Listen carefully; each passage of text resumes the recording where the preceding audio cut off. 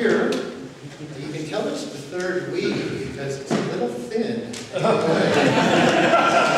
don't know that I'm the newest thing in town anymore, which is good. That's probably good. I'm going to ask us, I'm going to do this every once in a while, so keep you on your toes, I hope. And I'm going to ask for a response to a question in a minute. So just so you know, it's Sunday morning and you may not be used to talking during church, but I'm going to invite that, okay? So the question I have for you, I'll just take a few moments to think about it, and then I'll just ask for anyone who's willing to share your thought on this is, what question are you carrying on your heart that you want God to answer? Just take a minute. Think about your life. What you might ask for.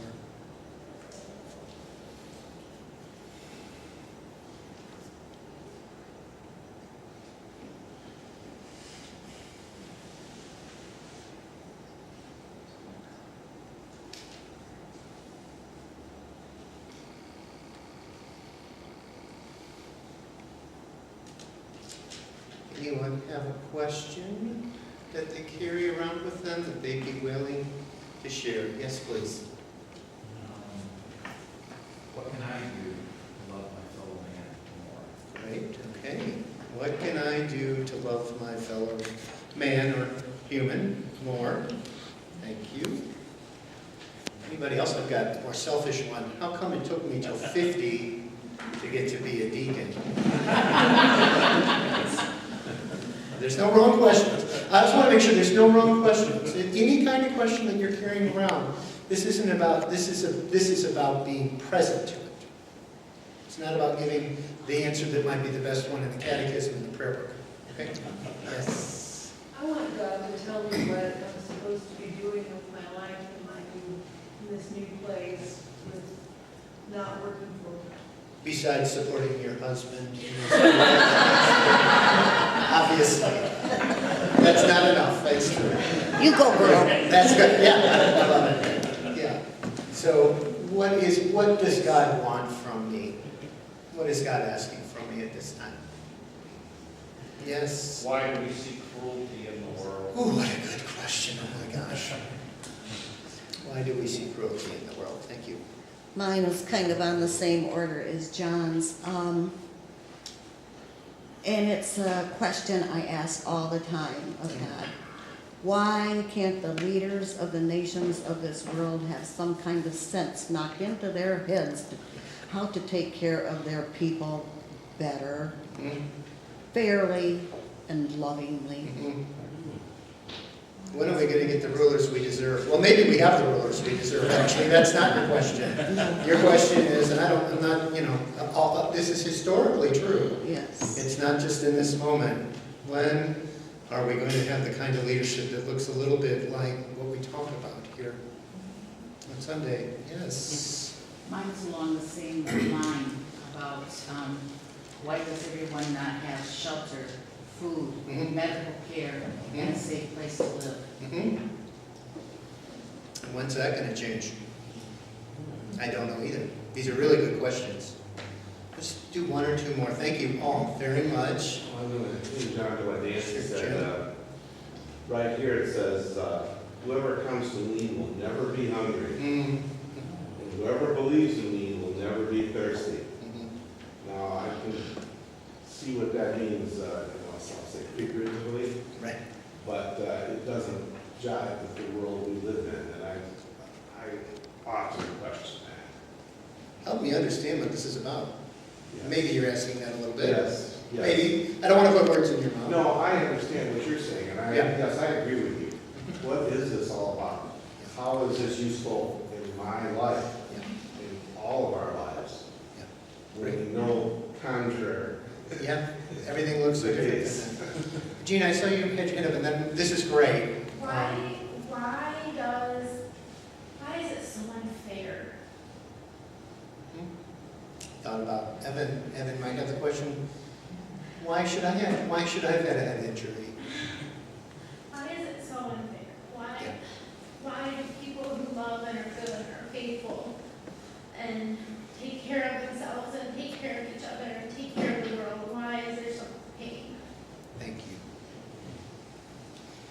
So these are hard questions, and here I've gone and given you a chance to ask them. And they're the ones we carry around with us. What I'd like to talk about this morning is that these are really important questions. These are the important questions that we're really carrying with us. And that the church doesn't have one answer to any of these questions, but that it has a series of practices that we participate in together, which offer a way to hear answers. So before I continue, I would ask that you join me in prayer. May the words of my mouth and the meditations of our hearts be pleasing in your sight, O Lord, our rock and our Redeemer. Amen. I don't know if you heard in the gospel lesson today, there were a lot of questions for Jesus in there. I don't know if anybody heard those in there. They'd gone and been fed by Jesus just the day before across the lake. And Jesus has disappeared in the night and shown up on the other side of the lake. And when they find him, they've got sort of this series of questions they ask. The first one is, when did you end up over here? They've lost track of it. And then he responds to that question, but does he answer that question? No, he doesn't. He says, oh, I know what you're after. You're after the bread I gave you that fed you. Well, that's not what this is about, by the way. That's not actually what they asked here, is it? And then they ask a second question. They say, oh, okay, well, what do we have to do? What do we have to do to get this bread? And he says, well, you have to believe in the one who sent. Well, that's not a doing, as we would typically think of a doing of things, right? It's not driving somewhere. It's not going to work.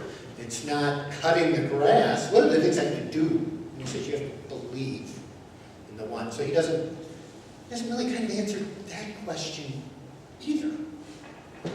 And I think they're probably getting a little frustrated at this point. And then they say, well, what are you doing? What are the signs you're providing? That's the question they ask. And that's when we get to the piece where Jesus talks about the bread of life. That's what leads into this bread of life discussion. So again, they start talking about the bread from heaven, right? And the bread is from God. It's not actually provided by Moses. This is the traditional manna story. But it's provided by God. It's a piece of God's loving care and commitment. So this maybe doesn't look like an answer to that question that they asked either. Jesus kind of strikes me in this story as the kind of person who you ask them when somebody's going to come over for dinner and you say, well, do you want to eat fish or do you want to eat chicken? And they say, I'm really glad you asked that because we need to talk about sustainable agricultural practices. Before we can have a discussion about this. Or you just think you're going to ask him, how am I going to get I need to have directions to get from here to downtown. And Jesus says, you know what, public transportation, we really need to talk about the fossil fuels that are ending up in the atmosphere before I can give you the directions. Jesus is answering their questions on a different level than what they think they're asking. They're asking about mechanical things. How do I eat today? What do I physically have to do? What can I physically see that you're going to do? And Jesus is saying to them, pick your eyes up. You need to see beyond what is just enough for one day. To see how intermarried and wed together is God's gift to the world and your place in it. And that can lead to all kinds of, and that pieces can be used for all kinds of questions. Hard questions that don't always even have the same answers. And those two pieces that we have traditionally, as people of faith, used where we bring our questions, I'm standing right at one of them. It's the waters of baptism. Baptism is mentioned in our reading from Ephesians. And baptism is a sign, as it talks about in Ephesians, it talks a lot about unity, how we are one. It's got a whole list of them that it goes through, and about the second verse it talks about one in body, one in spirit, one in the Lord, one in faith, one in baptism, and one in God the Father. And that it says that through him, all these things, the cosmos is shot through of these things, is what it effectively is saying. This oneness of connection, this oneness of family. But that getting at this oneness does not mean we're the same. Like Ron pointed out while he was reading it, there's pastors, and there's apostles, and there's prophets, and there's teachers. God's diversity is part of the answer as well. It is a diversity which is a celebration of God's capacity and our capacity as faithful people to celebrate that all of those differences are celebrated by God and yet do not matter in how we are loved and cared for. That looks like it does not matter to God whether you're differently abled, whether you're young, whether you're old, whether you had enough to eat the night before, or a place to sleep, or if you like men, or if you like women, or if you like both, or if you don't like any of them. These pieces are all a part of the amazing mosaic that creation looks like, which together create a space for asking, when you ask questions, to hear an answer that looks a step beyond the what I need for today. When you aren't grounded in this piece of your baptism, the baptismal covenant ends, as a matter of fact, when we'll read it again, Nick, you'll see it. The last two things it asks you to affirm out of the space of unity, of oneness that's shared in Ephesians, is it asks us to seek and serve Christ in, does anybody know what it says? All people. It doesn't say all Christian people. It doesn't say all Democrats. Hopefully that too. All Republicans, only. People of certain colors, all people. It pulls you into a space where your immediate question has to look like, and then the second thing it says after that, the last thing we say is, will you strive for justice and peace for all people? It becomes a place where you can take these questions of your lives and start to get a sense of where your answers will be. When you're not grounded in that place, I think it looks a little bit like some of the politicians I've been hearing the last few weeks. You know, with the primary just this week, there's no escaping their ads. I was playing a game on my phone, and I had to watch 30 seconds of a politician, for heaven's sake.